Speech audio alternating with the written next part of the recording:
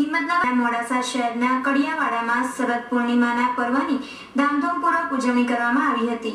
આ પ્રસંગે દૂધ પૌવાના પ્રસાદનું મંડળ દ્વારા આયોજન કરવામાં આવ્યું હતું।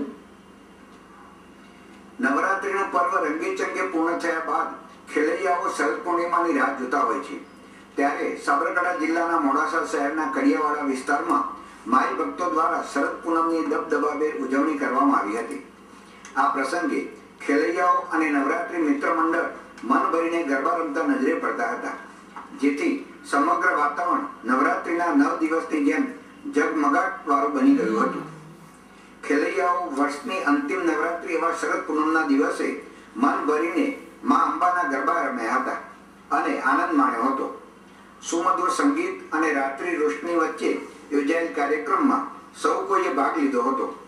બાળકોને લાણી પણ કરવામાં આવી હતી, તો શ્રેષ્ઠ ખેલૈયાઓને ઇનામ પણ આપવામાં આવ્યા હતા। શરદ પૂનમની રાત્રિએ દૂધ પૌવાના ભોગનું મહત્વ હોય છે। શરદ પૂનમના દિવસે લોકો દૂધ પૌવા ખાઈ આ પર્વ મનાવતા હોય છે। કડિયા ગ્રુપ દ્વારા યોજાયેલ પૂનમ રાસમાં ગરબા બાદ દૂધ પૌવાનો પ્રસાદ વહેંચવામાં આવ્યો હતો।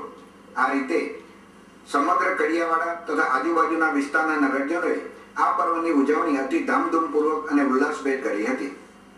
મોડાસાના પ્રતિનિધિ ઋતુલ પ્રજાપતિ સાથે રસિક સોની, સિટી ન્યૂઝ, હિંમતનગર।